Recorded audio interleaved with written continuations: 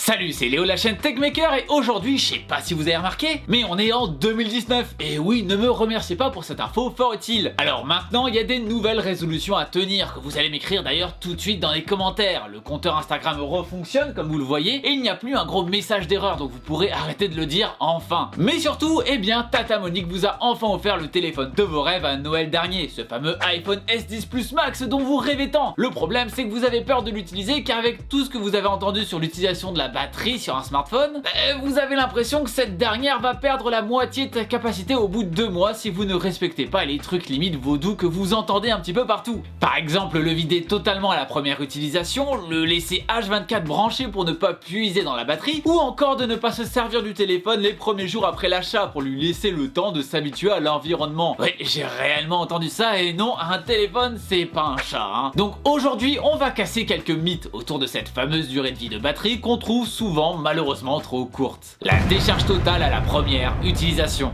Ah, le plus connu de tous, le nombre de personnes que j'ai vu vider son smartphone en entier, voire même son ordinateur portable pour certains, avant de commencer la première recharge. Bah, si vous voulez tout de suite commencer à ruiner de la batterie, bah c'est exactement ce qu'il faut faire, vous êtes dans le droit chemin. En fait, ce conseil était valable il y a 20 ans quand on n'utilisait pas des batteries lithium-ion. En effet, c'était le cas sur des batteries beaucoup plus vieilles qui, elles, avaient un effet mémoire et donc pouvaient, comme son nom l'indique, oublier qu'elles avaient cette capacité inutilisée. Et donc en pratique, si vous utilisiez votre appareil avec une batterie de ce style, et qu'à chaque fois vous le mettiez en charge alors que la batterie n'était qu'à moitié vide, eh bien cette dernière pouvait oublier sa capacité qui n'est pas utilisée. Et donc vous vous retrouviez en gros avec une capacité divisée par 2, ce qui est un petit peu ballot, hein, je vous l'accorde. Mais déjà, ouais, on vient de le dire, ça sert absolument à rien aujourd'hui. Mais c'est même pire que ça, c'est néfaste pour votre appareil. En effet, laisser les batteries lithium-ion qui sont aujourd'hui utilisées dans tous nos appareils se décharger complètement, ou à un très bas niveau de batterie, n'est clairement pas quelque chose à recommander. Car ce qu'il faut savoir, c'est que ce genre de batterie, si elle est totalement déchargée, bah elle est morte. Ouais, fini, nada, plus rien, au revoir le téléphone. Bon, bien évidemment, vous pouvez allumer un téléphone indiquant 0% de batterie une fois rebranché. Hein, sinon les constructeurs se retrouveraient avec 20 milliards de retours par jour. Non, en réalité, lorsque votre téléphone indique 0%, eh bien la batterie possède encore un tout petit peu de capacité,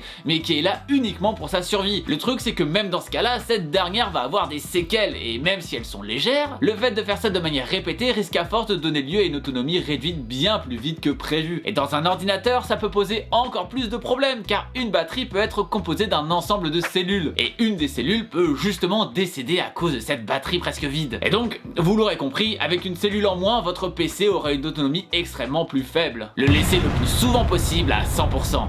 Bon, c'est vrai que le descendre à 0%, c'est pas bien comme on vient de le voir, mais soyez pas dans le cas extrême de le laisser à 100% non plus. Car si vous êtes ultra strict chez vous et que vous ne supportez pas lorsque quelque chose n'est pas à sa place, ou totalement chargé car vous ne considérez pas ça comme parfait, eh bien va falloir calmer ses tétons hein, sur la batterie de ces appareils. Car oui, ce serait logique de se dire, bah attends, je vais le recharger dès qu'il a atteint 90%, comme ça je prends soin de lui, je le fatigue jamais. Sauf que c'est une erreur. Alors non, rien à voir avec les cycles de batterie qu'on peut voir un peu partout, car chaque cycle correspond à une recharge complète. Et donc si vous rechargez votre téléphone de 90 à 100%, vous consommez un dixième d'un cycle de batterie, donc pas de crainte à ce niveau-là. Par contre, recharger une batterie qui est déjà pleine, bah c'est pas bon quand même. Mais heureusement, le circuit de charge associé à la batterie va empêcher ça et la batterie ne sera jamais chargée au-delà de sa capacité. Donc en fait, ça ne va pas faire le dégât, juste ça va vous faire perdre un petit peu de temps. Après, ça ne veut pas dire que c'est bête de le faire, hein. Par exemple, si vous êtes dans votre lit à jouer à Fortnite, bah là, c'est vrai que c'est pas forcément utile d'utiliser la batterie du téléphone, alors que le chargeur est juste à côté. Car finalement, utiliser la batterie, même si c'est fait dans les bonnes conditions, bah ça reste utiliser de la batterie et forcément, ça réduit sa durée de vie. Disons que si on peut l'éviter, bah autant le faire, surtout que là on parle d'un jeu qui finalement va quand même vider pas mal la batterie. Donc bon, bah à vous de voir. La charge sans fil.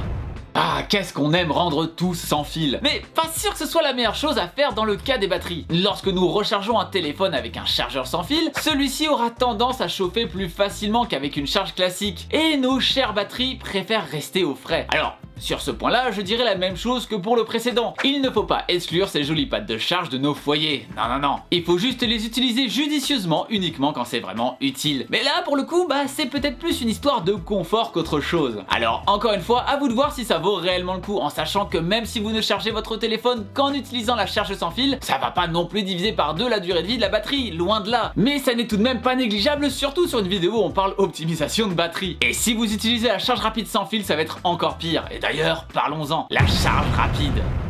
Cette fameuse charge rapide qu'on adore tous. Faut avouer que c'est quand même bien pratique de pouvoir faire passer le temps de charge de son téléphone de plusieurs heures à quelques dizaines de minutes. Mais bon, comme toute bonne chose, il y a forcément un pépin quelque part. La vie c'est pas si facile que ça non plus. On retourne un peu sur le même point que lorsqu'on l'utilise de manière intensive. C'est que ça chauffe énormément. En effet, la batterie va être beaucoup plus sollicitée que lors d'une charge classique qui prendrait bien plus de temps. Et je ne parle même pas des dash charge chez OnePlus ou autres super charge chez Huawei. Plus la recharge est rapide, plus la batterie prend cher sa mère lors de l'opération, vu que la puissance sera de plus en plus élevée. On arrive à du 40 watts pour celle de Huawei par exemple, soit 8 fois plus qu'une charge classique à 5 watts. Finalement, Apple veut du bien au téléphone en ne fournissant pas de chargeur rapide sur nos iPhone 10s Max à 1659 €. Comment ça, je suis pas crédible? Utiliser le chargeur officiel, c'est mieux pour la batterie.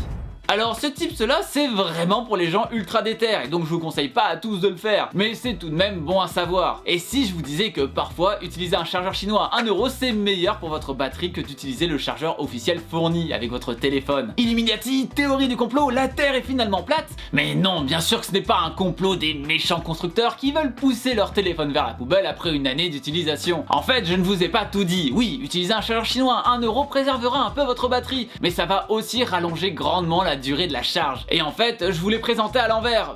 Oui, un peu d'effet dramatique, ça aide toujours. Alors attention, quand je parle d'un chargeur chinois à 1 €, je ne parle pas de n'importe quel chargeur. Je parle d'un chargeur bien moisi qui n'est pas capable de sortir de courant élevé. Et en fait, c'est là que tout se joue. Les batteries lithium-ion aiment être chargées le plus lentement possible. Ça ne veut pas dire que si vous la chargez 2 fois plus lentement, elle durera 2 fois plus longtemps, mais c'est quand même un gain qui existe. C'est d'autant plus vrai avec tout ce qui est charge rapide comme on vient de le voir. Alors oui, utiliser un chargeur tout moisi pour les charges qui n'ont pas besoin d'être rapides comme la nuit par exemple, ça peut rajouter un peu à la durée de vie de votre précieuse batterie. Mais quid de cette fameuse légende comme quoi un chargeur officieux est plus dangereux qu'un officiel? Eh bien déjà, il y a une chose qu'il faut mettre au clair, ce qu'on appelle communément un chargeur n'est en fait qu'une alimentation stabilisée. Ce n'est donc pas votre chargeur qui va décider si oui ou non votre téléphone doit être chargé. Lui, tout ce qu'il fait, c'est fournir une tension continue, qui pourra ensuite être utilisée par le circuit de charge. Et ce circuit de charge, il se trouve dans le téléphone, pas dans le chargeur. Donc pas de problème à ce niveau-là. Le plus gros risque serait qu'une surtension soit envoyée dans le port USB du téléphone. Mais ça, à moins d'aller trouver un truc au fin fond de je sais pas où, il n'y a pas vraiment de risque. En tout cas, je n'ai jamais vu ça de toute ma vie. Après ça, l'autre risque, c'est que le chargeur soit faible et que votre téléphone mette 5 heures à charger, voire ne charge pas du tout. Et ça, malheureusement, c'est relativement commun. D'autant plus sur les adaptateurs allume-cigare USB. Mais dans ce cas-là, pas de risque pour la batterie. Le seul risque, c'est d'avoir mal dépensé 1 € au final. Pour les chargeurs Quick Charge, ça reste valable. C'est le circuit de charge du téléphone qui réclame une tension plus élevée que le chargeur Quick Charge va pouvoir fournir, mais ça reste le téléphone qui orchestre tout. Et donc, on pourrait penser que si vous avez un chargeur sans fil rapide envoyant une puissance de 40 watts et que vous jouez à Fortnite en même temps dessus, eh bien c'est la fin du monde et votre téléphone sera mort d'ici 2 jours. Bon,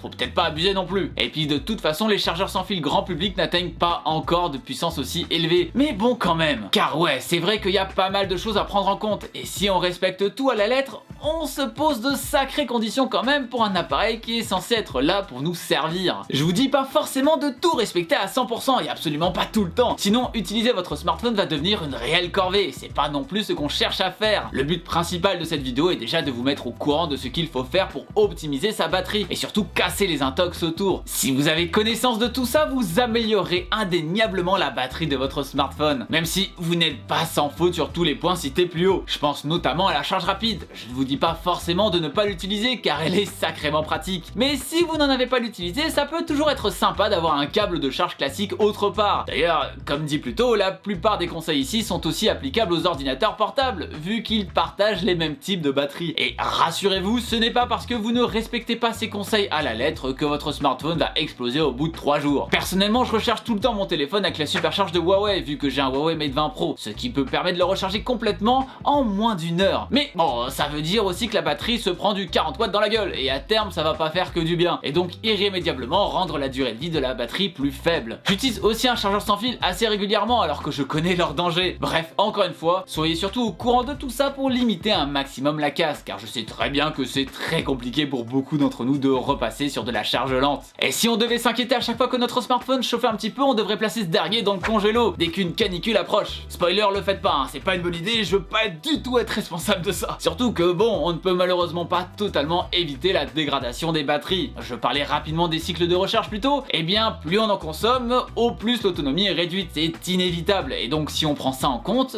on n'allume jamais notre smartphone, et là ça devient pas mal embêtant. Alors mon conseil, ce serait juste de ne l'utiliser que quand c'est utile, quand vous mettez votre téléphone en charge le soir avant d'aller dormir. Après tout, est-ce que vous en avez quelque chose à faire qu'il mette 1 heure de plus à charger totalement alors que vous dormez? Donc pour résumer, faites attention à ce que vous fourrez dans votre prise USB-C et essayez de ne pas passer inutilement en dessous des 20% de batterie. Et vous alors, est-ce que vous faites attention à la batterie des appareils que vous utilisez? Ou alors finalement vous préférez changer d'appareil souvent, même si, avouons-le, c'est pas ce qu'il y a de plus éco-responsable, hein? Eh bien n'hésitez pas à répondre sur la fiche qui vient d'apparaître en haut à droite. Et si vous avez des conseils que j'ai oublié de dire dans cette vidéo, eh bien n'hésitez pas à les donner en commentaire. D'ailleurs, tout ce que je dis comme quoi que le téléphone est HS, hein, c'est pour rire. Concrètement, si la batterie est HS, il y a totalement la possibilité de la remplacer sans devoir foutre le téléphone à la benne. Et voilà pour cette première vraie vidéo de 2019. Ouais, le quiz il compte pas vraiment. Si la vidéo vous a plu, n'oubliez pas bien évidemment le pouce bleu de l'amour et de venir me suivre sur Twitter et Instagram. Surtout que le compteur juste là, il fonctionne parfaitement, donc vous verrez l'évolution au fil des vidéos. N'hésitez pas non plus à partager cette vidéo un maximum pour éviter à vos amis de ruiner la batterie du téléphone gracieusement offert par Tata Monique, même si c'est une sacrée coïncidence que vous ayez à la même tente. Et bien sûr, abonnez-vous à la chaîne si ce n'est pas déjà fait en cliquant sur le logo qui vient d'apparaître juste là. C'était Léo de la chaîne Techmaker et surtout, n'arrêtez jamais d'apprendre. Salut!